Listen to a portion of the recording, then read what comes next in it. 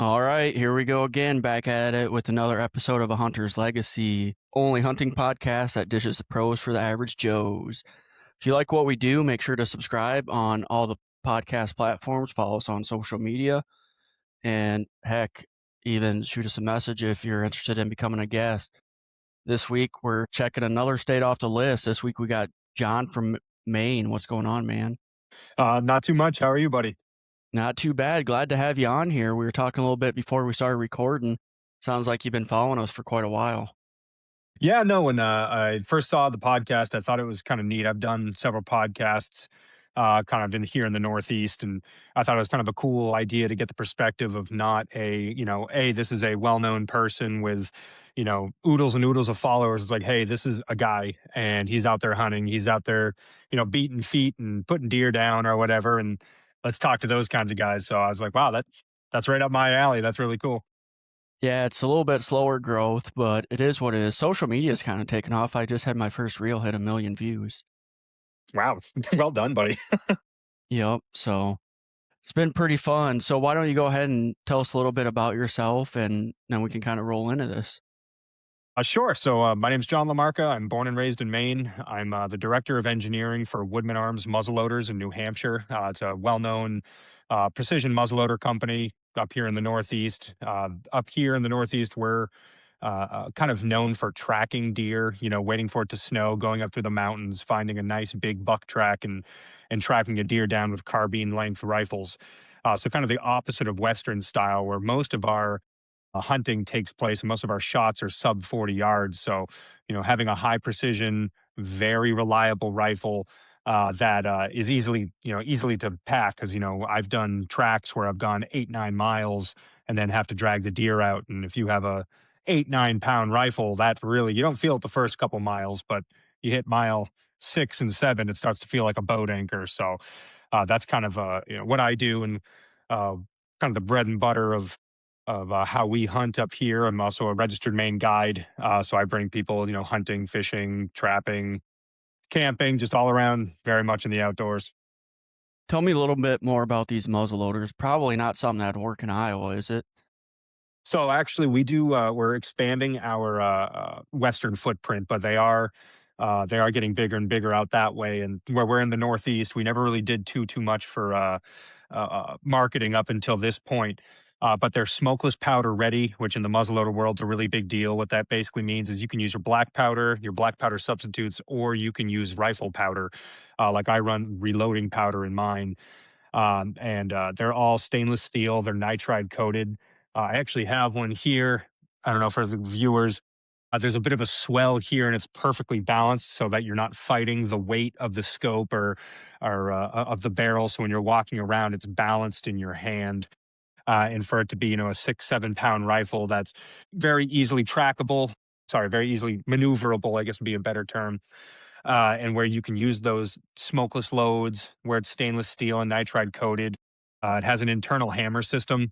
So I've actually been tracking a deer before, and I've told this on a different podcast, but I was tracking this deer and I got to right to the edge before a small river, and it looked like I could jump it, but it was, snowy.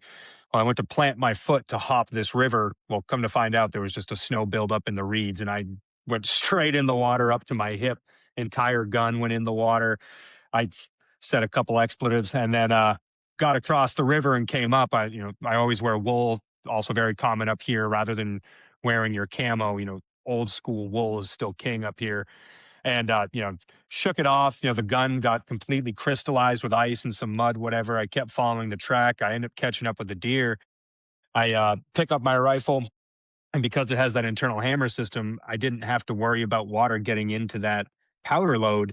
And I took a shot at the deer, and it was like a scene from the kids' movie Frozen. All the ice just was poof and kind of sprinkled down, and got the deer, and go team. I mean, so it very, very, very corrosion resistant, very weather resistant. What kind of powder are you running? 4198, 4895? We do a whole list of them. I use H4198, but we use N110, N120, Benchmark? 133, Varget. Yep, we have a whole load data chart. I can get real deep into the minutia of ballistics, so I don't want to bother your listeners with it. But yes, we have a whole mirror to smokeless. We can run it out of ours. Maybe more the listeners I could talk to about it for a while because I had a smokeless muzzleloader and I blew it up. Ooh, what was your load? What was it? 97 grains of 48.95, a 300 grain Parker Black Max, 97 grains of H48.95, and 300 grain Parker Ballistic Black Max. Was that by volume or by weight? Wait, By which not that's a stout load. Yeah. well, you didn't catch what I said though. I didn't know. What was that? 97 grains of 48.95, a 300 grain bullet, 97 grains of 48.95, and a 300 grain bullet. I did not. That's I didn't realize it was a double load. Yeah, that's too much. That is too much powder. I don't know. I think I got distracted at the end of the previous year, thought I put it away, it was cleaned out, pulled it out. My dumbass assumed is unloaded. I had a new collapsible or Ramrod, ramrod because you don't have to put much pressure on without the sabots because I was running 45 caliber bullet. bullet to bore. Yep. So it Yep. slides right down, and had a buddy with me. I was distracted and blew up in my hand. Man, you're lucky you had a hand. That's a stout load. Well, Twice. the thing about smokeless muzzleloaders, the breech plug is so solid, tungsten, Hmm. it's not going to blow back. It's going to Right. blow out to the side. That's why it's Correct. my hand and not my face. Right. Yeah, you get the banana effect of the barrel. I assume you got the banana. Oh, yeah. Oh, Yep. yeah. I had a brand new Vortex scope on it, fully replaced. No I was gonna questions say they asked. replaced that. You're good. Yeah. I had some Shields points built up, so I bought the first one was a Remington Ultimate converted. So I had some Shields points, and I'm running a Remington Ultimate now with Blackhorn. Hopes to get it converted at some point again. Yeah, we do conversions. We do encores, omegas. We do paramounts. I know we've done 700s before, so yeah, we do some barrel conversion as well. Where do you get your barrels from? We use a lot of Brux barrels. Brux is a great one. We've done our button rifle barrels are McGowan, cut rifles Brux. We've been testing some other companies as well, just to make sure that we have availability and better lead times. Because obviously the higher precision stuff is a longer lead time, and we're getting bigger again, like I was saying, into the Western style, and so we have some bolt actions that are good to 700 yards. And our cut rifle barrel on the Patriot platform is 700 yards. Our bolt actions are good to 1,000 yards. And so we're doing more and more testing with that with on the Brux platform. Yep, that's what I had. Brooks, then it had the Arrowhead Hmm. primer modules. Sure. Yep. Do you guys make your own breech plugs, or do you source some of that stuff out? Yep, we make them all. We make all our own breech plugs. Depending on we manufacture the whole Patriot line. We use Kelbleys or Defiance actions with Brux barrels for the bolt actions. We do our own kind of similar module style, large rifle primer or 209 primer breech plug style. I wish I had a Defiance action, man, but the Remington one will work just fine. It'll do. What's your further shot? You think? Well, obviously I don't run smokeless anymore, but I was shooting a 300 grain bullet just under 3,000 feet per second, 2950, I believe. Nice. That's excellent. 3 holes you could cover with a nickel at Hmm. 100 yards. That's the thing. It's a lot of people are when I tell people who don't really know this world, "Oh, what do you do?" I design muzzleloaders. They're like, "Isn't that pretty sussed out? You just jam something down a barrel." I'm like, "Yeah, everything ballistics is new, man. Like the high BC bullets, the powders, the burn rates. You can really hone these things in." And that's I was actually talking to Barry Breakbill. He's I think CVA. He's a CVA like professional muzzleloader shooter, and we were kind of geeking out about that at the Harrisburg Great American Outdoor Show, talking shop about that stuff. Yeah, that I don't usually get to flex the uh, reloading slash minutia of coefficients of bullets and stuff, but me and him just talked for like 45 minutes, talking everything from obturation of bullets and everything like that, and it was super fun. But Yeah, I mean, we're talking 3,000, 3,100 feet per second, a 300 grain bullet. Like, yeah. And like you said, you're talking 1,000 yards and shooting a softball. You know what I mean? Like, oh, what do you got there? Primers. Oh, that is an expensive drawer. When there was a shortage, I kept finding it and loading up on the stuff. These are all my, probably can't see, reloading bullets. Nice. Fun fact, so the Parker bullets that you use, we actually manufacture their ballistic tips. Do you? Yep. That's what I was looking for. Yep. .377. Yeah, you're holding some of my work there. So with those, they do the bullets, but the actual ballistic tips for the aluminum or the polymer, we actually turn those. Yeah, all my... Dude, I gotta show you this. Hold on a second. Sure. I don't know if you'll be able to see it because it's dark in here. But I probably have like Oh, 20 nice. tubs of powder in there. I probably went a little overboard when stuff was short stock. So if any of my listeners needs a powder they can't find, I might have it. I'll tell you what, up in this area, because smokeless isn't legal in Massachusetts, New Jersey, or Vermont. So Blackhorn is gold. If you have extra Blackhorn, if any of my buddies in the area listen to this because I'm on here, contact Mitchell Fox. Oh, I know. Well, I don't know how it's. I don't know. I got a bunch of Varget 4895, 4198, benchmark 380. I'd say Varget and H4198 are like my two favorites. If I'm using like the bolt action, the Varget tends to work a little better. Our standard platform 4198 or N110 works great. Yeah, Varget 4895 for like that 6 millimeter. And then I like benchmark on a 22 caliber. I could geek out about this stuff all the I day. was going to say, if ever at one point you just want to do a ballistics podcast, call your buddy from Maine. Yeah. I got a Garmin chronograph, and someday I would love to get like the Area 419 reloading press. It's probably a little overkill, but it's pretty Hey, sweet. you only live once, buddy. Go Yeah, for it. you bet. Well, we better get back on track here. So, back to hunting. How long you been hunting, John?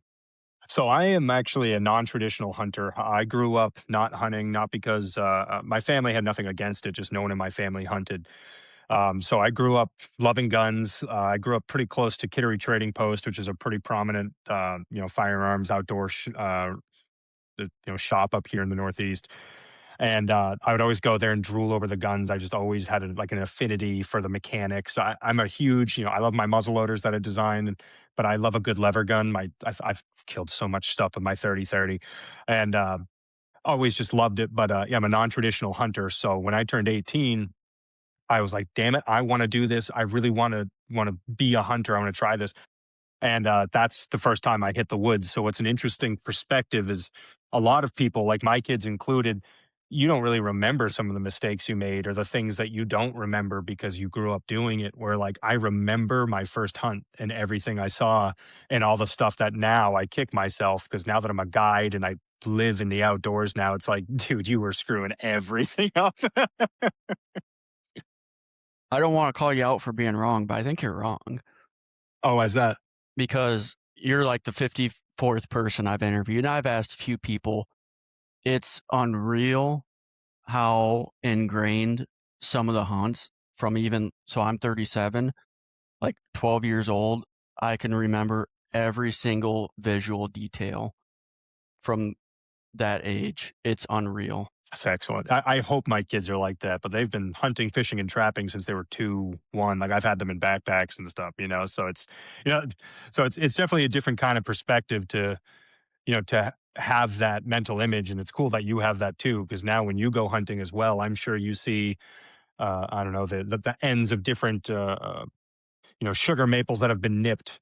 That in your head you can see when you were that age and be like, dude, they're feeding here. Why did you keep walking? You know what I mean? Stuff like that.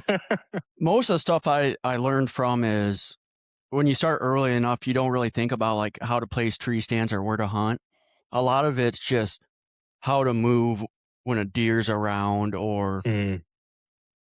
you know, what not to do when you're getting ready to shoot at a deer, take your time, stuff like that. Or Mhm.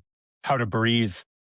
That's one of those silly ones, like the first time I started when I was 18, I didn't actually see a deer in the woods for the first couple years because I just, it's funny. Like the first time I ever went hunting, so I wrestled and all that.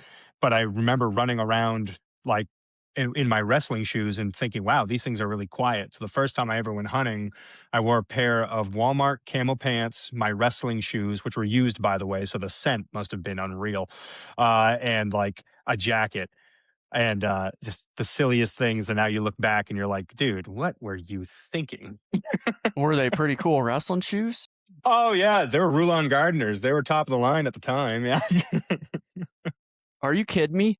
I wish I. So the black Asics with the red tiger stripe. Mine were the yellow, but yes. So I had those, and my brother texted me like 3 years ago. He's like, "Hey man, you still got those wrestling shoes?" I'm like, "I don't think so." It's like sent me a link. They're like worth pretty good money. I'm like, "Are you kidding me?" Are they seriously? Yeah, because I only wore mine for matches, so mine were in pretty good shape. I beat the shit out of mine and then went hunting with them, so they got muddy. So That's cool, man. I had the same wrestling shoes. yeah, Yeah, now that I think of it, you could choose between the red and yellow ones. yep. And my older brother had the red ones, so had to Really, be a little different. nobody wears Asics anymore.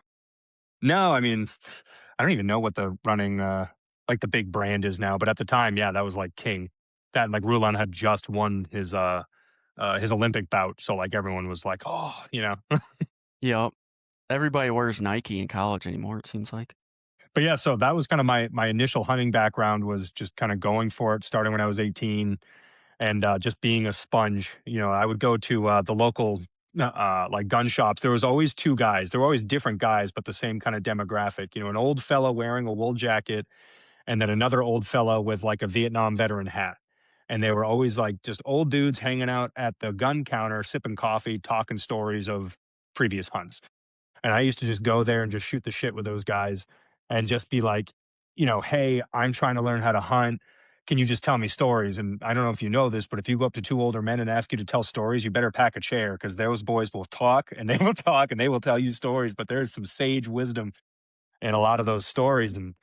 Um, and so I just listened to them, and then when I'd get in the woods, it'd be like, "Oh, this is what they were talking about," or "Oh, this is this kind of thing," or uh, that was way in the beginning of getting started, and building the confidence of hey, you can walk 100 yards away from your car without becoming a statistic and getting lost. You know what I mean? Like getting used to the woods and stuff like that. So it's interesting talking to all the people.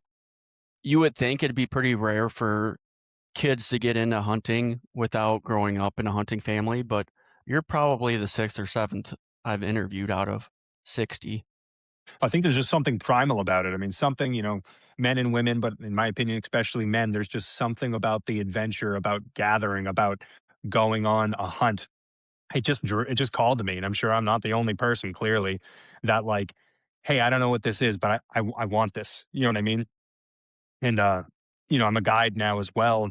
And I remember being really young, going to that same Kittery Trading Post, and they had they called it September Fest, and they'd have seminars, and they'd have guys, and up in the Northeast, it's super common. I don't know if it is out there at all, but like actually, I have it right here, like a green plaid wool coat.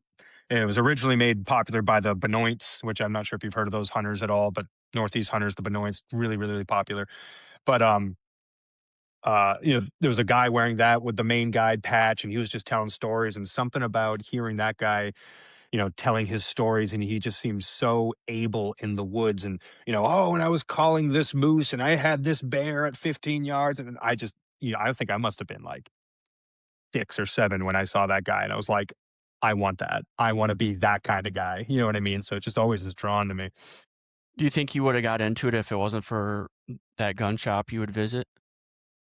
Yeah, I would have found a way. I have a very type A personality. So even if I didn't encounter it there, hunting is still such a like a lifestyle, it's so prevalent that I would have run into a hunter at one point, and hopefully, yeah, I hope I would have gone the same path because literally that's my whole life now. I design guns, I guide, and I hunt. That's what I do, or I guess right now I'm beaver trapping, but just outdoors.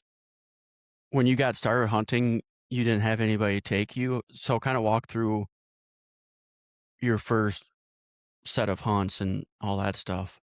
So my first set of hunts, obviously, I was just trying to absorb, like I was saying, but I didn't have anywhere to hunt, which is technically not true. In Maine and Vermont, you can hunt non-posted land or just ask permission. Just I was so green, I didn't even know where to begin. It was seemed daunting. So I did meet one buddy in college who was from the area, and I just pestered him like, "Man, can you just give me a spot?" Which that's like, that's like saying, "Hey," to another hunter, "Hey, can you give me one of your spots?" It's like saying, "Hey, can you take off your clothes?"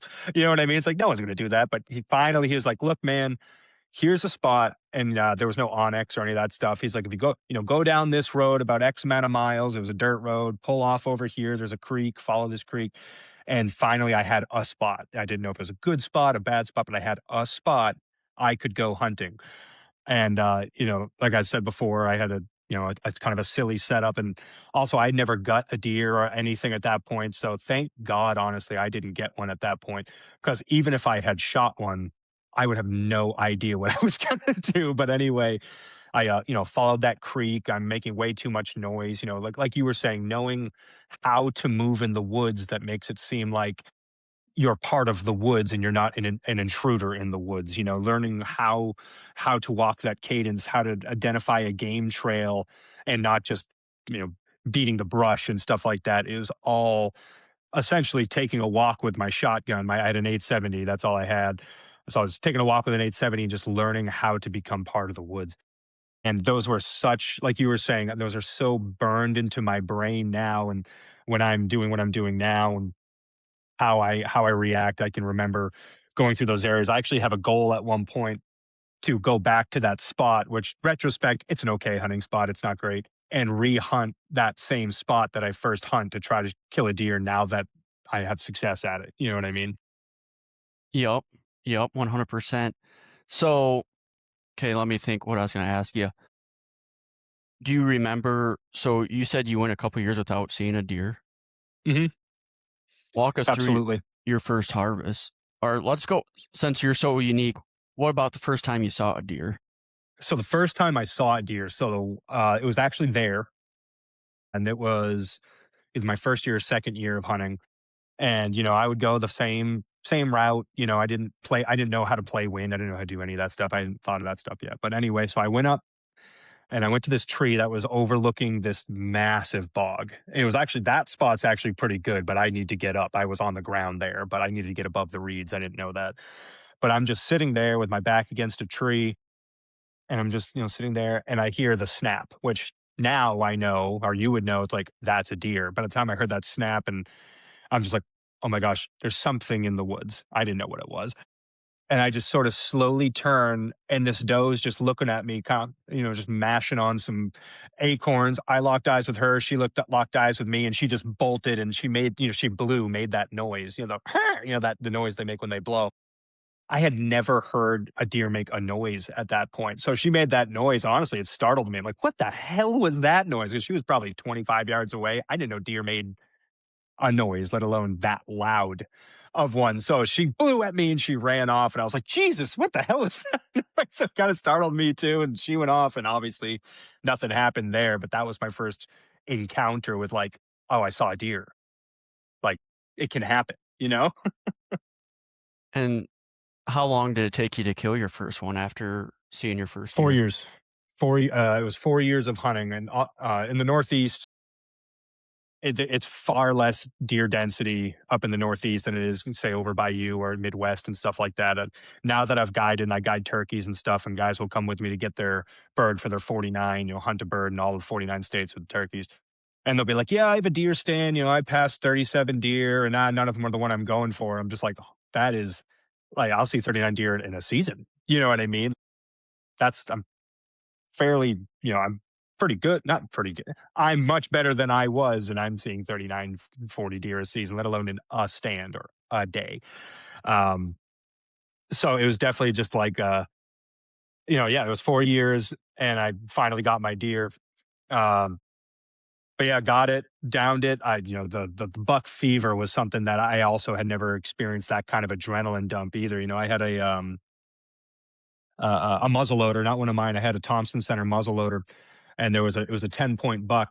I practice. I like to shoot a lot. I've always shot a lot, like I was saying before, with the ballistics and stuff. But that feeling of being up, resting against the side of a tree, and my breath and the whole scope is just moving, and everything is moving, and I can't collect myself. And I was like, oh my God, oh my God. And then finally, boom, and it just dropped. And I was like, oh my God. What do Like I do it now? happened. Well, it happened. Well, I was so fortunate. One of my best buds, David, was with me at the time, and he really really helped me with this. So I dropped the deer, and he he was a bit of a mentor for me as I later on, and and I got it. And we're all excited, whatever. And it's like, all right, time to gut it. And I was like, David, can you help me do this? So he was dad for me that point. You know what I mean? Like he showed me how to gut it, how to do the whole thing. So now, I shot 11 deer last year. So like, it's funny from the difference between that one and where you're at now. You know what I mean? What Thompson Center did you have? I had the Bone Collector Triumph, and it did fine. It was a borrowed one. I went that whole season, never ran into a deer. I was pushing them around because I don't sit well. And at that point, I still wasn't skilled enough to move through the woods in a way a deer wouldn't blow out of, or the knowledge of just like, hey, you can move through the woods, but one in this manner and with the wind doing X, Y, Z. You know what I mean? I was just going. But yeah, so in Maine, you have your essentially November is hunting season, and then the first week or two of December is your muzzleloader season. And so it was the first last day of the first week of December. A buddy of mine, I didn't own a muzzleloader at the time. I was like, "Hey man, can I borrow your muzzleloader?" He's like, "Sure." And took a couple shots. The thing was dead on, and thank God for that muzzleloader. Yeah, Not as high tech as what you're using now. as the muzzleloader I'm using now. Yeah. No, absolutely not. Ours, and again, I know I'm biased, but like we use all the top end materials. There's a lot of technology in the muzzleloaders. There is, we're sub MOA at 100 yards. So, like, we're really dialing these things in. And I mean, you as a reloader, you get it. I mean, other than the brass, you're more or less reloading a, modern round, just minus the case every time you're loading your precision muzzleloader Which makes it more accurate, in my opinion. by far, let alone bullet to bore. That's still with saboted bullets. Bullet to bore, it's night and day. You know what I mean? Yep. Has your um, method of hunting, your strategy changed from then to now? Oh yeah, drastically. What it is now is I've now hunted long enough and in different styles.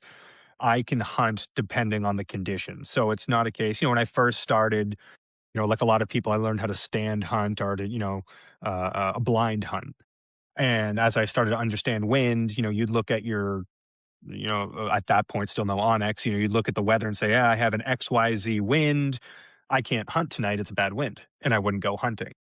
Well, I don't do that anymore. It's like, hey, I can't hunt that way at that place, but I could hunt a tree stand over here. Hey, the wind is high enough. I could do some still hunting over here because the wind will mask my sound and the direction. So it's just using all the tactics rather than pigeonholing yourself to the one thing you may know. Are you primarily still gun hunting now?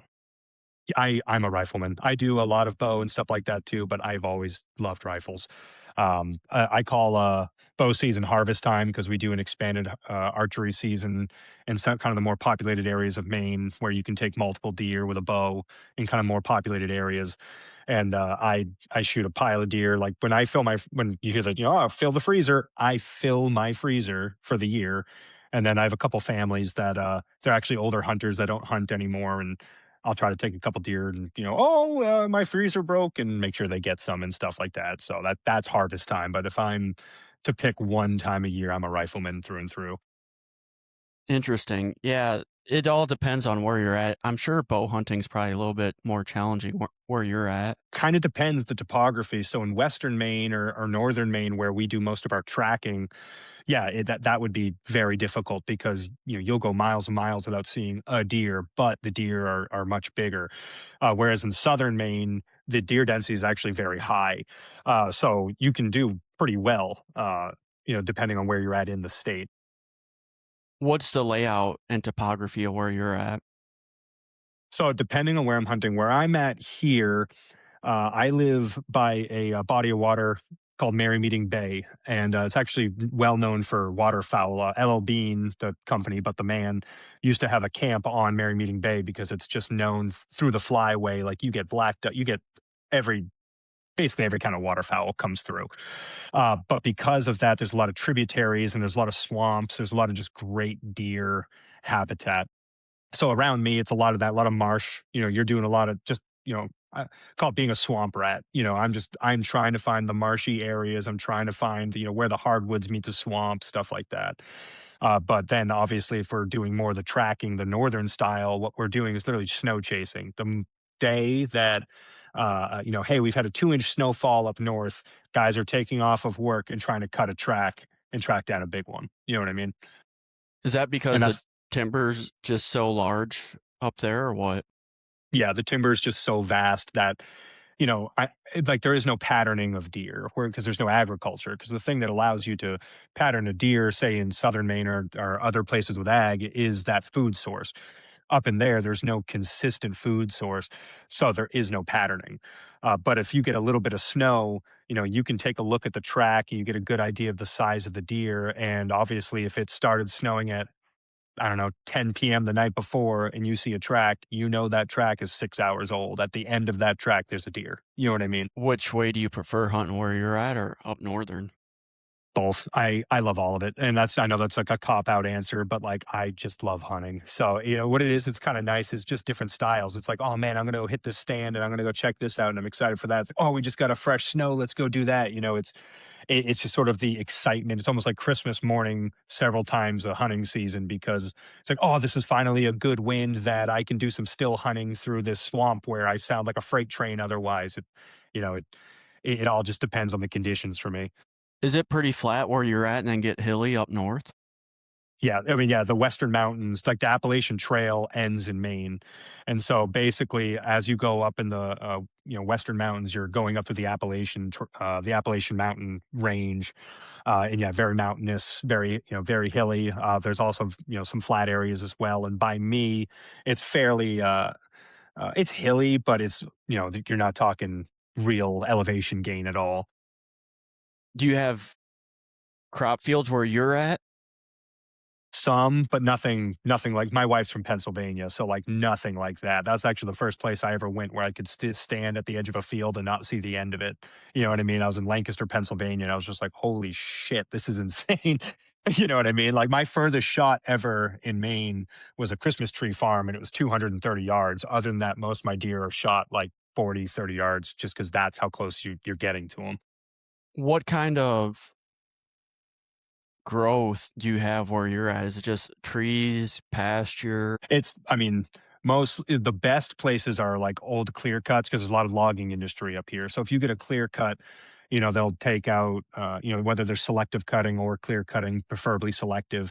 But, say they take out a hardwood stand and it's just pines or regardless, you get the sun hitting that forest floor. After a year or two, that new growth starts to really explode. So if there was anything that I would consider like a food plotty kind of thing. Some guys do food plots and they do great jobs up here, but the growing season is just so much shorter than it is down south or wherever. But mostly it's timber stands. It's thick timber. What you're really looking for is kind of uh, that mesh of evergreen and hardwoods. You know what I mean? Or just that transition, like there's like a definitive line where you'll see like you've got all your firs and your pines and everything like that, and then all of a sudden you'll start hitting oaks and beech and stuff like that. It's like that line is a great area to hit. You know what I mean? There's no open field pastures. It's just solid trees everywhere up there. I mean, yeah, some landowners do have like fields. Like I have some fields I turkey hunt and stuff like that. But again, the entire field, at least by me, there are larger fields. But that I personally hunt, it's like a 300-yard furthest shot field, and it's like a hay field for their cattle. You know what I mean? The rest is just timber. That's interesting. Yeah, so it's a very different style of like, I have some friends out west and stuff, and they're like, "Oh yeah, my minimum shot's usually somewhere around 500." I'm just like, I don't think I've ever seen even on a power line. I don't think I've ever seen 500 yards continuously while hunting. Yeah, that's where I'm at. It's a little bit different. I mean, you can get out to a couple hundred yards. You could probably shoot 800 or 1500 if you need to. It's not like out west where you have to get within 500 yards to take a shot. Right. Yeah, I mean, there are places, obviously, like larger ag fields that are in Maine and stuff like that. But like me personally, yeah, my furthest shot I could take at one of my properties, like from there would have to be a deer at the other end of that field, and I'd have to be up by the farmer's house, is like 400 yards. You know what I mean? There's other guys in Maine, I'm sure, have access to much larger stuff. But me personally, it's like that's the furthest shot I have. Like, I'm trying to get into more long range shooting, and I'm gonna have to go somewhere else to try to, utilize that hunting. Do they even have long range shooting ranges where you're at? We have 2 pretty good ones. One of them I think goes to 700, and the other one I think is to 500. But yeah, it's like, it's a gun club that made it for that, you know what I mean? Had to clear out some trees and stuff like that? 100 per yeah, they had to bulldoze, they had to do all that to try to get a span that long. What makes it pretty difficult about hunting where you're at, and then we can talk about up north? Actually, where I'm at personally, it's the ratios. The our doe to buck ratio is so hilariously like I'm making this number up, but we'll say it's 10 to 1. Does to bucks. You were just saying does and does and does and does and does. And there are bucks, don't get me wrong, but like they don't have to travel. I mean, they still do. I mean, nature is nature, but they don't really have to travel to service a bunch of does. You know what I mean? Where I'm at personally, there's just a very high doe density. I mean, like they're more or less giving doe permits away. I mean, they're so cheap around here, and uh, they're just such a high doe density around me that makes it pretty difficult. Yeah, I would say that's probably the hardest thing around me is just trying like locating a good buck that and I have young kids, and so a lot of the areas that like I've scouted where I know I can get a good buck, I can't I can't go with my 4-year old. So like again, that's different ways of hunting. It's like, well, I can go over to this stand, but the swamp I really want to go to, he's not old enough, and I'm usually bringing a kid with me. I have 3 kids, so it's like if you want to go hunting, cool, but someone's going with you. You know what I mean? Mhm. What about up north? What are the biggest challenges? North is a different animal. North is, there's very low deer density in comparison to say the southern part of the state, the vast country that and there's no service, there's no like you have to have the correct equipment, the correct vehicle. You have to have your Garmin GPS. There's really no communication. So like the biggest hurdle I would say going up north is feeling comfortable being off grid while hunting. Now with Onyx and everything else that people have, although they're in the woods, they're, a cell phone call away. It's like up there, if you get lost, you're real lost. You know what I mean? You're in timber country. You're effed. So, so that, getting over that hump and feeling like a good enough woodsman to even attack it, let alone then finding a track and tracking it miles to go shoot it. Cause the deer don't go where you want them to go. They go where they want to go, and you got to follow them. You're doing a lot of walking up there just to find a set of tracks, or are you finding them on the road? What are you doing? Usually you're riding some roads, on the timber roads, and trying to see where they're cutting across, and then trying to gauge it from there, and then pull off to the side, um, and then tracking it from there. That's the most common way. You can also like if you know historically, there's a hardwood ridge that produces a lot of acorns. Likely there's deer going through there that time of year, so it's not a bad move to pull off to the side, just beat feet up to that area to try to cut a track up in that area. You know what I mean? What's the furthest you've had to track? So you get a set of track, Mhm. and by the time you got to the deer, what's the furthest you've had to track? 8 miles. 8 miles? 8 miles. Now that's not, 8 miles straight, and now I have to drag the deer 8 miles back to the truck. It went up, it went around, it looped, and you can tell when you track a lot, you can really start to see like, hey, the pace that these tracks are going, it knows it's being followed. Or hey, they're slowing down. So they're just getting ready to bed. The tracks really tell you a lot when you do this a lot, or, how the snow is being kicked up. Hey, these are longer strides. He's running a little or whatever. But yeah, that one went, you know, up and down some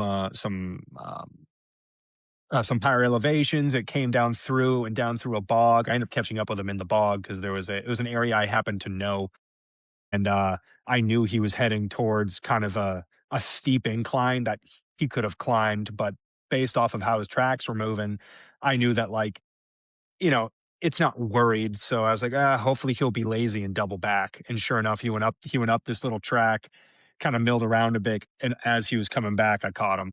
But then it was only like a mile and a half back to the car um, to drag him. And it was snowy, and deer move a lot easier on snow than they do on dry ground. Are you taking the whole deer out? Obviously, you probably gut it, but you're not quartering it out. Correct. Yeah, that's a huge cultural thing up here. Is like the 200-pound buck is a benchmark in the Northeast. And that's a like a gutted all the entrails and everything out of it. A 200-pound buck is like it's a actually my jacket. I don't know if you ever heard like there's like a patch club that Maine does, New Hampshire does one, and Vermont does one. It's like the biggest bucks in Maine club, the biggest buck in Vermont, and the threshold to get into that is like having killed a 200-pound deer. And then like in Maine, there's a bunch of other ones for bear and different fishing accolades and stuff like that. But that's like the benchmark. It's not as big about 150 class buck or something like that. It's all weight, and if you quarter it, you can't weigh it. That's interesting. So is that your hunting jacket or just a regular jacket? That's not me both. It's wool, so wool really doesn't hold scent. So like I've killed a pile of deer wearing this, but also it's a $300 Johnston Woolen Mill wool jacket. I'm not going to only wear it a month a year. Yeah, so Is that what people do is they'll put those patches on their hunting jackets and stuff like that? some do. Yeah, I like them a lot just because for me it's a that's actually kind of a running joke. Of the nicknames to get like in the hunting community or just in the community in general, there's way worse ones. A buddy of mine calls me Patches, and you could be called way worse things. So, I have all the ones that I've got for all the different stuff. I think I have 11 of them, and then I have my guides patches and stuff. But for me, it's kind of like tattoos. It's like they all tell a story. Every one of those is a hunt, and every one of those was a, hey, I had to shoot a turkey at this tier in Maine. So let me tell you about the hunt. Let me tell you how big that thing was. I like when people ask about them because they all have stories, and I love to tell the stories. So some guys do, some guys don't. Yeah, we don't have patches in Iowa.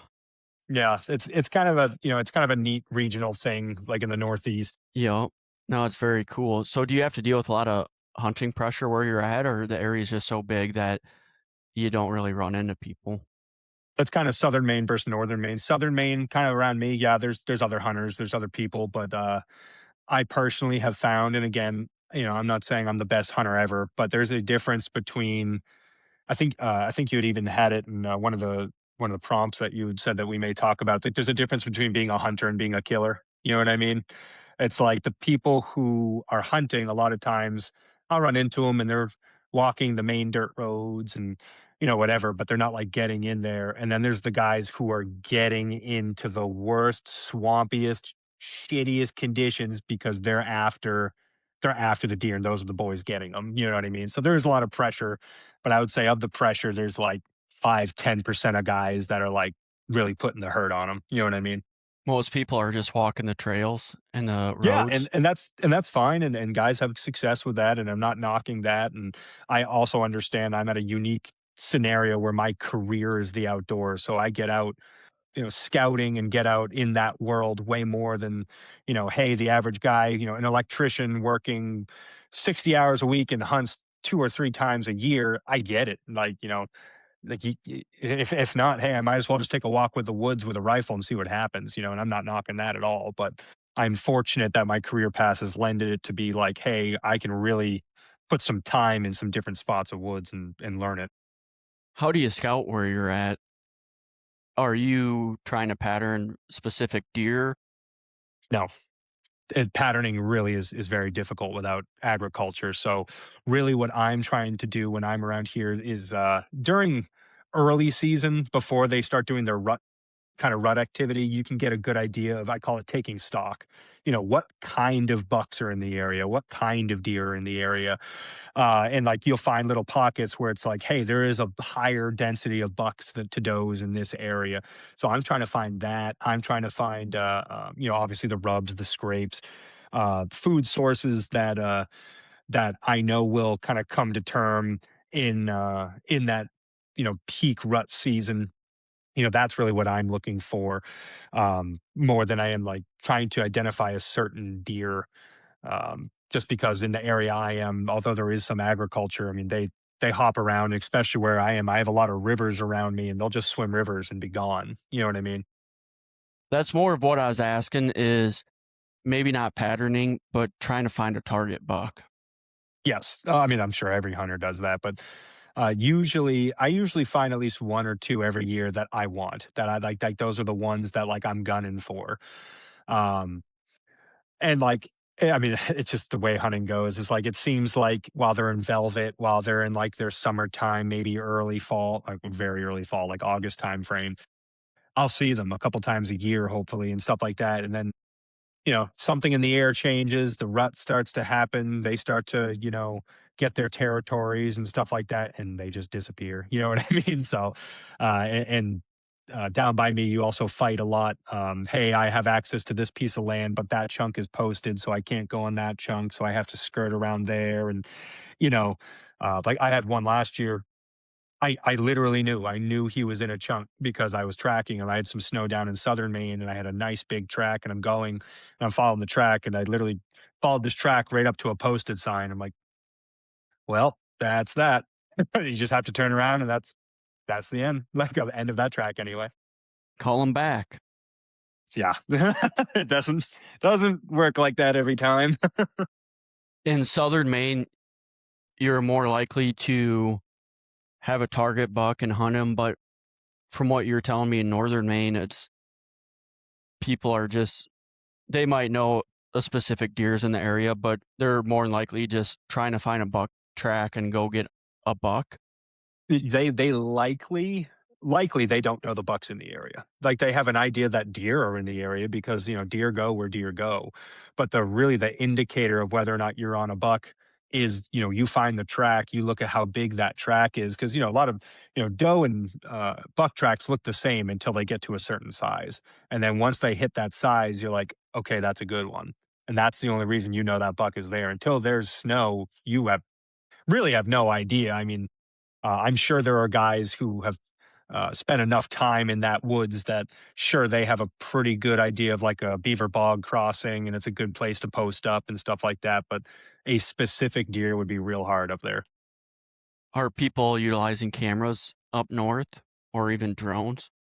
Drones, I don't know. I'm not sure if that's legal or not. But cameras, yeah, guys put cameras out. But again, there's such vast woods that and they just aren't. It's not like it's evening time, they're going to come down to Farmer Ted's patch now, or it's bedding time, they're going to head to the bedding time. They have no pattern because they've never learned to pattern. You know what I mean?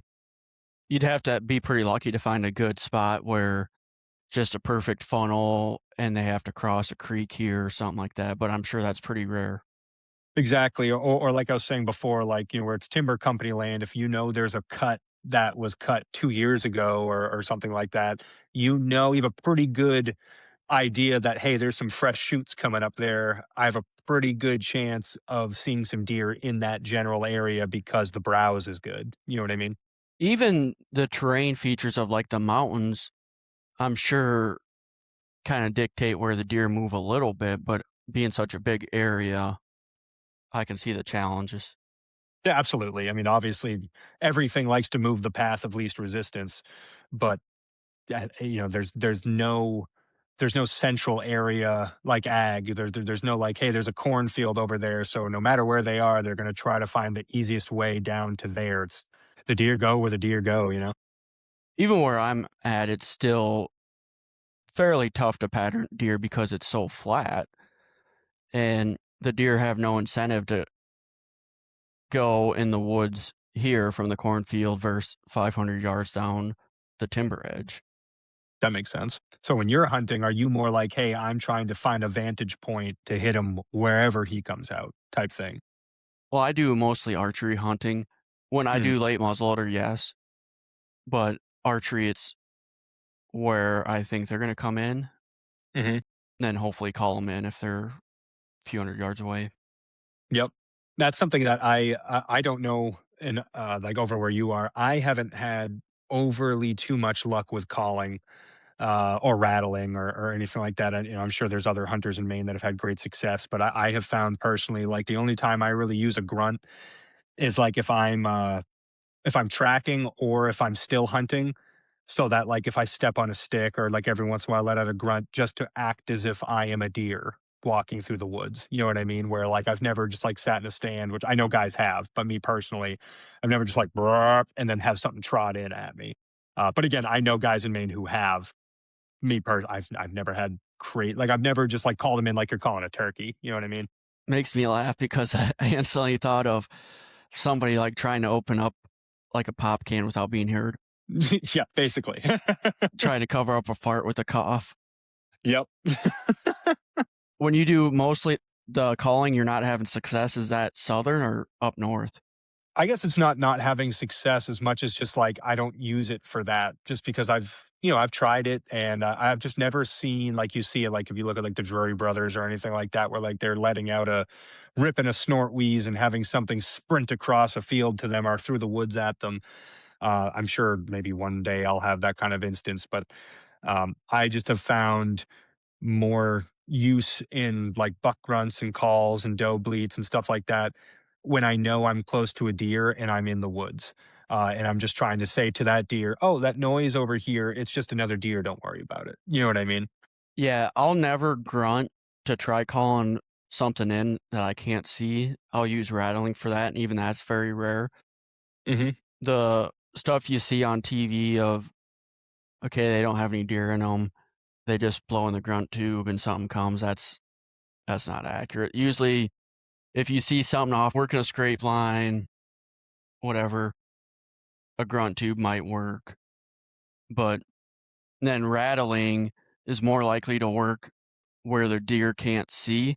Where I hunt, it's flat, and deer might come within 400 yards and not see the bucks fighting, so they just kind of move on. That makes sense. I've seen some videos of like guys in Texas on ranches and like they'll rattle antlers and they'll have like six deer come in or something like that. It's just like that is insane. It's just different, you know? I don't have very good luck rattling. It all just depends. I try to keep it to where I'm only doing it if I see a buck late rut, he's looking for something, hitting a scrape line several hundred yards away, and then I'll do it. But maybe later in the season, if I get really bored on a sit, I'm like, hit the antlers. But I'm not doing it like every 20 minutes like you try calling in a turkey. Right. How are the seasons set up where you're at? So the seasons are set up more or less. It's like September, late September to October. Uh, I guess late September is expanded archery season, which basically it's archery in those high dense areas that I was talking about before, high density areas. October is more or less the archery season. November is your rifle season, and then those first couple weeks of December is the muzzleloader season, kind of back to back. Do you have moose where you're at? Yes, I guide moose. Really? That surprised me when I heard that Maine had moose. Oh yeah, it's a big deal up here. That's like every hunter dreams of pulling a moose permit, and I'm fortunate because I guide it. I've yet to pull my own permit. I have I think 11 points built up, but I've yet to pull my own permit. But every year I get to go out and guide moose hunters and get to call them in and do all that, and that is so fun. That is such a fun experience. You're sitting there, "Ugh, ugh," and they're grunting back at you, snapping stuff. It's like that is so fun. Like Moose aren't as prevalent as deer up there, are they? no, no, they're not. But it's just I joke and say it's like calling in 1,000 pound turkey because you're going through. You're less worried about your noise because they make so much noise going through the woods, and you're letting out cow bellows and moose grunts, and following the wallows and stuff like that. And when they go through their rut, they get this look in their eyes. I call it the crazy. They just get this crazy look in their eyes, and when they come in, they're coming in hard. Like get your rifle. Like I've had them, come up within 15 yards. You know what I mean? Like they come right in. It's super fun. It's great. Do they get pretty big up there?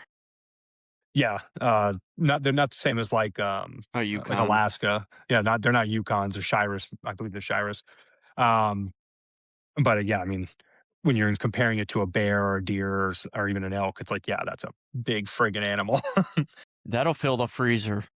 That will fill the freezer, and that's another regional thing is people like to weigh them whole as well. So we rarely pack those out either. So you'll drop one of those, and we're taking my Tundra has a winch, and we're trying to jam that in the woods and pull them out, and capstan winches and trying to pull them out as a whole moose. What do they weigh? 1,000 pounds? You're talking more like 700. Live weight somewhere around 1,000, but you're talking 700-800 pounds, 900. It's a lot of meat, man. So it's several pounds. Yeah. Are the ones where you're at still stand 6 feet tall? Oh yeah. Yeah, they're big friggin' animals. That'd be pretty cool to do sometime. It's so fun. I mean, again, I've yet to pull my own permit, but every year I look forward to it just to have a chance to interact with them, have a chance to hear them. It's one of my favorite memories while guiding is I was actually taking a youth hunter out, him and his father, and I was there with my team of guys that I guide with. And we're sitting there, oh, oh, and we're grunting and we could hear the bull grunting. And the kid keeps going, is he coming? Is he coming? I'm like, buddy, you'll know. And then this thing went up to a tree. It was like a tree about the thickness of one of those tiny paint cans. You know what that is? Like 5, 6 inch in diameter. Yeah. And the whole tree just goes and starts thrashing around and snaps in half. And I was like, "Hey, buddy, he's coming." And the kid's just like, "Oh my god!" Like it's like when they come, they are a freight train. Yeah. One of the guys, episode or two ago, said he got behind a tree. Like the moose was on the opposite side of the tree, and he's like going opposite directions until the moose got bored. Yeah, in general, like they tend to snap out of it, like because that crazy look in their eyes really is. It's a weird feral look that like they will literally like that distance, 3, 4 feet away from you on the other side of a tree with a big wide eye looking at you, wanting to fight. And usually, if you kind of go hey or something like that, they'll kind of go, oh shit, that's a person. A couple, I think it was 2 years ago now. A buddy of mine got charged by one, and he was like yelling at it, and it just wasn't having it, and just charged him. And he ended up being okay, but like that was I have no idea how many views that little thread got, but it was an obscene amount. He had it on video or something? He had it on video. If I can find it, I'll send it to you. But it keeps recirculating. It's like millions and millions of views of he's like, hey buddy, that's enough. He has his phone in front of him. He's like, hey buddy, that's enough. That's enough. And the thing just runs him over. Oh, I've seen that video. Yeah, I know that guy. You might have to send it to me, but I think like he didn't have a tree to get behind or what? If memory serves, he had like a really thin, like soda can thickness thing. And just as they were kind of twisting around it, the thing just found an opportunity and skirted that little tree stand. Did he get knocked down? Yeah, he got knocked down and everything, but he ended up being okay. Like it didn't like puncture him or stomp on him or anything. It just sort of bowled him over, no pun intended, and ran off. The moose was just like, ah, I had my fun, time to move on. Yeah, apparently, he's like, I won that one. Yeah, you'll have to send me that. Yep. Well, you ready to start wrapping this up, man? Yeah, sure. All right, listeners, time for rapid fire. 5 questions that I ask everybody. Just get a quick answer and move on. So, best hunting gear purchase you've ever made? Wool clothing. Wool clothing. Is there a specific brand? I like Johnson Woolen Mills. I've used other ones just for my body size and style. Johnson Woolen Mills fits the best for me. Cool deal. Most gimmicky hunting purchase you've ever made? Insert cheapo brand camo here. Just, whatever. I'm not going to call it any specific brand, but like, you know, Walmart. yeah, yeah. Walmart, really entry level Cabela's, stuff like that. Like you got to buy good gear, and there's so much more to playing the wind and sitting still than it is exactly what pattern you have.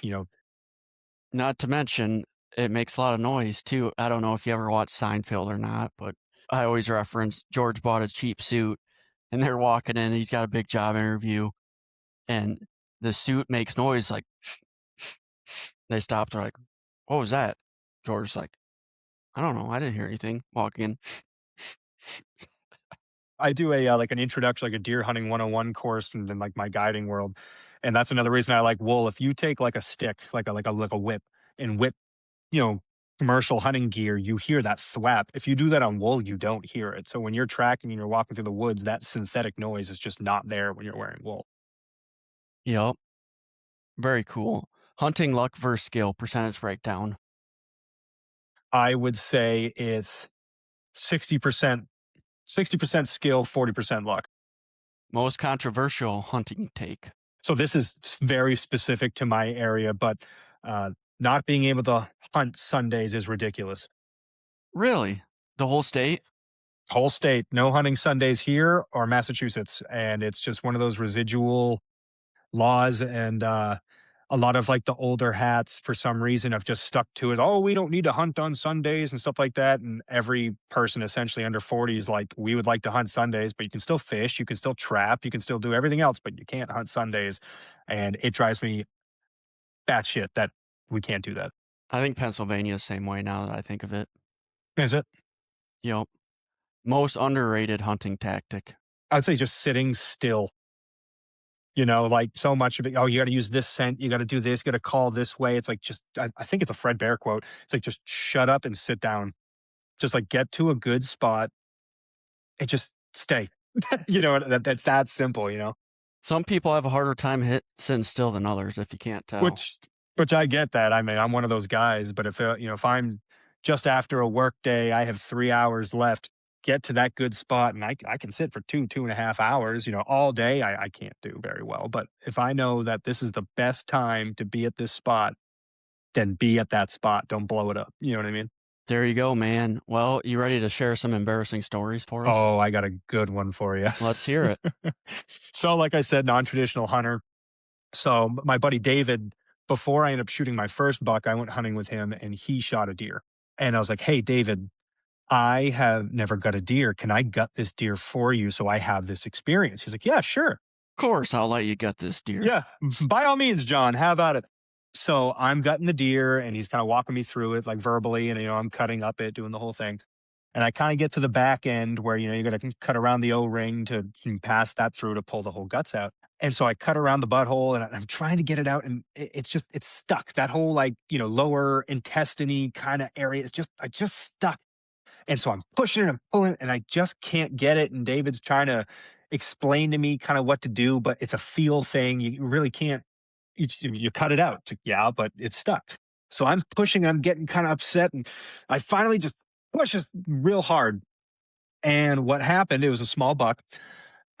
Is I pushed and I pushed the bladder, and it forced the urine through its through its penis and squirted it as a jet straight up into my mouth.